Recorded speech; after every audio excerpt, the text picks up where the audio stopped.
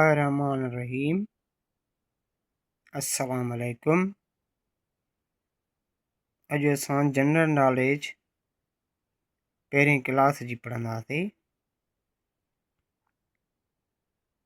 बिस्मिल्लाहिर्रहमानिर्रहीम। यूनिट पहिरियों असांजा अक़ीदा। पहिरियों बाब असांजो ख़लकणहार। असांजो ख़लकणहार अल्लाह ताला हिकु आहे। अल्लाह ताला पैदा कंदड़ आहे। अल्लाह ताला सभिनी शयुनि खे पैदा कयो आहे। जेके बि शयूं आहिनि, सिज चंड वण ॿूटा जबल पखी परिंदा इंसान जेके बि आहिनि, अल्लाह ताला उन्हनि खे पैदा कयो आहे। बाब ॿिए में पढ़ंदासीं नबी सॻोरा।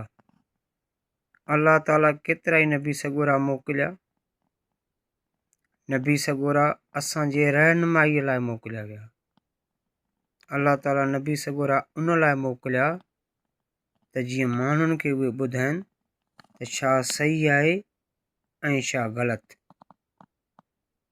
हज़रत आदम अलैहिस्सलाम अल्लाह ताला जो पहिरियों नबी हो।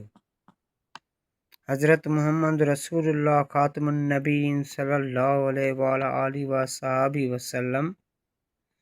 तर्जुमो: हज़रत मुहम्मद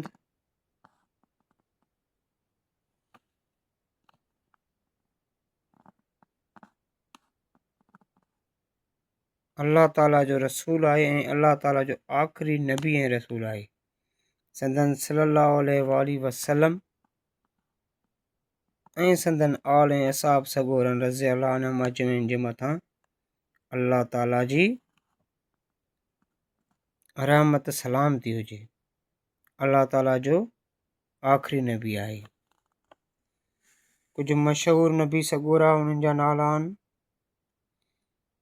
हज़रत आदम अलैहिस्सलाम, हज़रत इब्राहिम अलैहिस्सलाम, हज़रत दाऊद अलैहिस्सलाम, हज़रत मूसा अलैहिस्सलाम, हज़रत ईसा अलैहिस्सलाम, हज़रत मुहम्मद रसूलुल्लाह ख़ातमुन नबीयीन सल्लल्लाहु अलैहि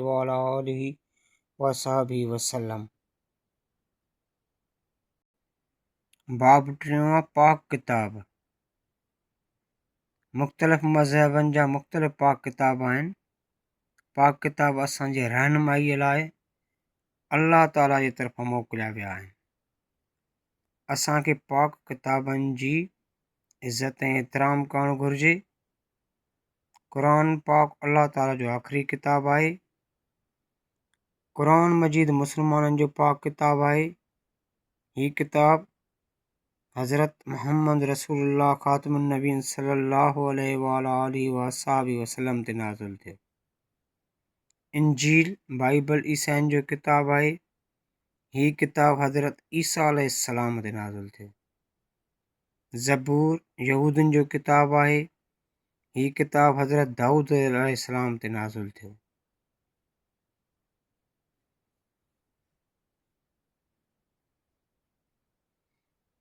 तौरेत यहूदियुनि जो किताब आहे। हीअ किताब हज़रत मूसा अलैहिस्सलाम ते नाज़िल थियो। बाब चौथों हज़रत मुहम्मद रसूलुल्लाह ख़ातमुन नबीयीन सल्लल्लाहु अलैहि वसल्लम। हज़रत मुहम्मद रसूलुल्लाह ख़ातमुन नबीयीन सल्लल्लाहु अलैहि वसल्लम जन मक्के शरीफ़ में ॼावा हुआ। पाण सॻोरनि सल्लल्लाहु अलैहि वसल्लम जे वालिद जो नालो हज़रत अब्दुल्ला हो।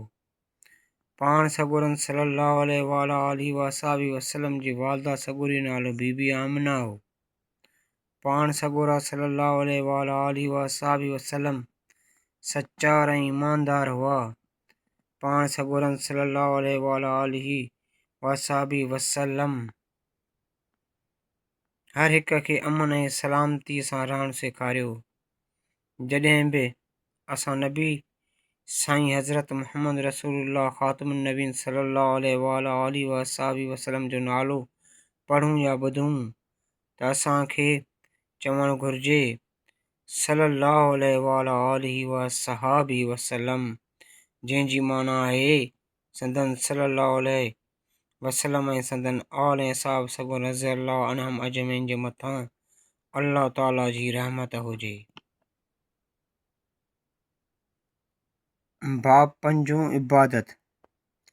मुख़्तलिफ़ मज़हबनि जा माण्हू पंहिंजे इबादत जे जायुनि में इबादत कंदा आहिनि। उहे इबादत लाइ मुख़्तलिफ़ जायुनि ॾांहुं वेंदा आहिनि। मुस्लमान मस्जिद में इबादत कंदा आहिनि, ईसाई गिरजाघर में इबादत कंदा आहिनि, हिंदू मंदर में इबादत कंदा आहिनि, यहूदी कलीसिया में इबादत कंदा आहिनि।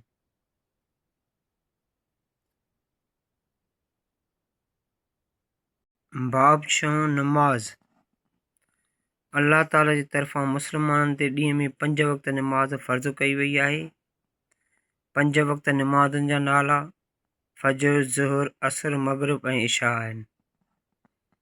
अज़ान ज़रिए मुस्लमाननि खे नमाज़ लाइ सॾियो वञे थो।